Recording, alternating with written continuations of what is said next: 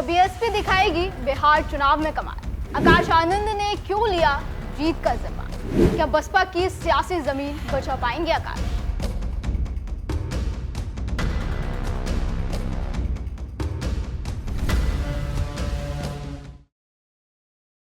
बिहार की राजनीति में बहुजन समाज पार्टी यानी बीएसपी एक ऐसा नाम है जिसकी सत्ता की कुर्सी पर पहुंचने से पहले उसकी सियासी फसल काट ले जाता है। हर चुनाव में बसपा अपने सामाजिक आधार, दलित, पिछड़ा और अल्पसंख्यक वोट बैंक को जागरूक करने की कोशिश करती है, लेकिन जनता का वोट दूसरी पार्टियों की झोली में चला जाता है। अब सवाल ये कि क्या इस बार बिहार में बसपा की सियासी किस्मत बदलने वाली है? ये सवाल इसलिए क्योंकि एक बार फिर मायावती के भतीजे ने पार्टी की कमान संभाल ली है और उन्होंने ये ठान लिया है कि बिहार विधानसभा चुनाव में वो पार्टी को जीत दिलाकर रहेंगे।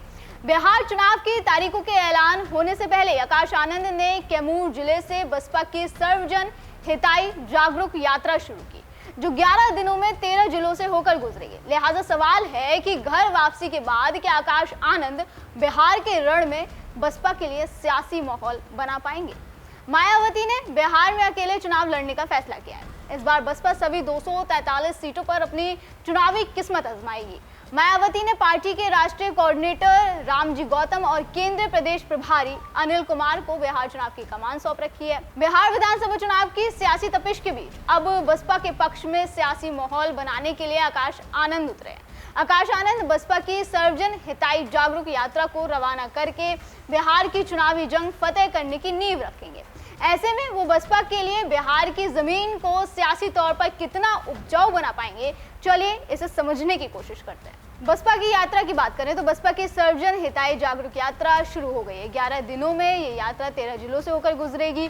कैमूर जिले से शुरू हुई यात्रा वैशाली जिले में समाप्त होगी। ये यात्रा कैमूर से बक्सर, रोहतास, अरवल, जहानाबाद, छपरा, सिवान, गोपालगंज, बेतिया, मोतिहारी और मुजफ्फरपुर जैसे जिलों से गुजरेगी।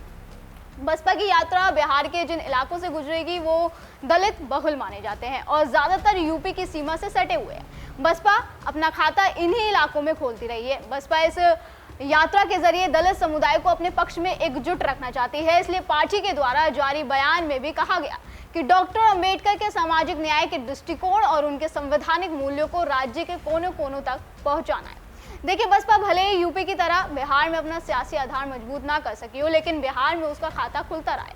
हालांकि बसपा के साथ सूबे में गजब की ट्रेजेडी रही। विधानसभा चुनाव में बसपा सियासी जमीन तैयार कर फसल उगाती रही है, लेकिन हर बार उसे सरकार काट ले जाती। ये सिलसिला 1995 से शुरू हुआ, जब पहली बार बसपा विधानसभा चुनाव लड़ी थी। उसके 2 विधायक हुए और दोनों सत्ताधारी आरजेडी में शामिल हो गए।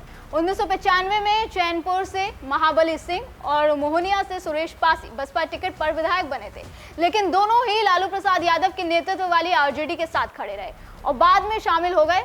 2000 के विधानसभा चुनाव में बसपा के 5 विधायक चुने गए। राजेश सिंह, सुरेश पासी, छेदीलाल राम, महाबली सिंह और जाकिर हुसैन, ये सभी साथ छोड़ गए। फिर 2005 में बसपा के टिकट पर 2 विधायक बने, लेकिन किसी को बहुमत ना मिलने पर सरकार नहीं बनी। इसके बाद अक्टूबर 2005 में दोबारा चुनाव हुआ तो बसपा के टिकट पर 4 विधायक बने, जो बाद में आरजेडी और जेडीयू में शामिल हो गए। 2010 और 2015 के विधानसभा चुनावों में भी बसपा का खाता तक नहीं खुला। बसपा का वोट 5% से घटकर 2% पर आ गया। 2020 की बात करें तो 2020 में बसपा ने 80 विधानसभा क्षेत्रों से अपने उम्मीदवार उतारे थे, जिसमें केवल चैनपुर से जमा खान चुनाव जीते। चुनाव के बाद जमा खान ने जेडीयू का दामन थाम लिया और नीतीश सरकार में वो मंत्री बन गए। अब आकाश आनंद की तरफ से बसपा के मिशन बिहार का आगाज कर दिया गया है। बसपा का सियासी आधार दलित समुदाय के बीच है। बिहार में दलित समुदाय की आबादी करीब 18% है और बसपा का सियासी जनाधार इन्हीं दलित वोटों पर निर्भर है। 2005 में नीतीश कुमार की सरकार ने 22 में से 21 दलित जातियों को महादलित घोषित कर दिया था और 2018 में पासवान भी महादलित वर्ग में शामिल हो गए। इस हिसाब से बिहार में अब दलित के बदले महादलित जातियां ही रह गई हैं। प्रदेश के 18% दलित समुदाय में सबसे ज्यादा पासवान, मुसहर और रविदास समाज की जनसंख्या है। मौजूदा समय में 5.5% से ज्यादा मुसहर, 4% रविदास और 3.5% से ज्यादा पासवान जाति के लोग हैं। इनके अलावा धोबी, पासी, गौड़ आदि जातियों की भी अच्छी खासी वहां भागीदारी है।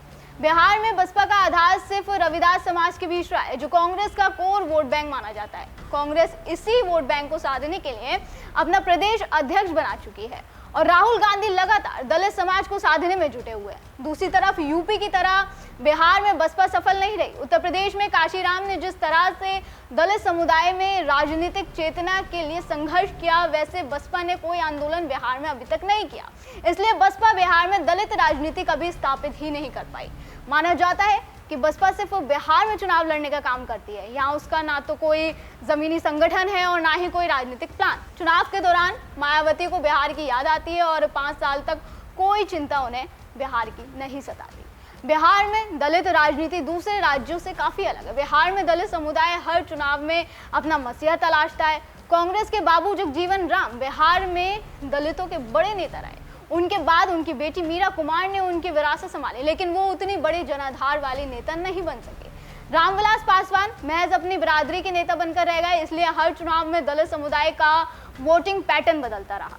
भले ही यूपी से लगे हुए बिहार के कुछ इलाकों में बसपा का अपना जनाधार है, लेकिन पूरे बिहार में ना तो पार्टी खड़ी हो सकी है और ना कभी सक्रिय भूमिका में वो दिखी। इसके पीछे एक वजह ये भी है कि काशीराम ने जितना फोकस यूपी पर किया उतना बिहार में नहीं कर सके। उन्हें बिहार में मायावती जैसे कोई नेता नहीं मिला जो उनके मिशन को लेकर राज्य में आगे बढ़ सके। बिहार में दलित नेताओं का भी दायरा सीमित रहा है। अब बिहार की रण में आकाश आनंद उतरे हैं, लेकिन उनकी राह ये बिल्कुल आसान नहीं होने वाली। वजह ये कि बिहार में इस बार सभी दलों की नजर दलित समुदाय के वोट बैंक पर है। बीजेपी बिहार में चिराग पासवान के जरिए, दुसाद और जीतन राम मांझी के जरिए मुसहर समुदाय को अपने सियासी पाले में रखने का दांव चल चुकी है। सीएम नीतीश कुमार दूसरे दलित समाज को भी साधने की रणनीति पर काम कर रहे हैं। वहीं आरजेडी के नेतृत्व वाला इंडिया गठबंधन में पशुपति पारस के जरिए दुसाद समाज को पाले में करने की रणनीति है। तो कांग्रेस ने राजेश राम को प्रदेश अध्यक्ष बनाकर रविदास समाज को सियासी संदेश दिया। ऐसे में आकाश आनंद के सामने बिहार के दलित समुदाय को साधने की चुनौती खड़ी हो गई है। आकाश आनंद बिहार चुनाव से पहले सियासी यात्रा निकालकर माहौल बनाने की कवायद में जुट गए, लेकिन क्या वो पार्टी के लिए सियासी जमीन को उपजाऊ बना सकेंगे, ये देखने वाली बात होगी। दर्शकों, इस बारे में आपको क्या लगता है हमें कमेंट करके जरूर बताएं। फिलहाल आज की वीडियो में बस इतना ही। अगली बार फिर होगी मुलाकात। आप देखते रहें TNP इंडिया, हर खबर भरोसे के साथ।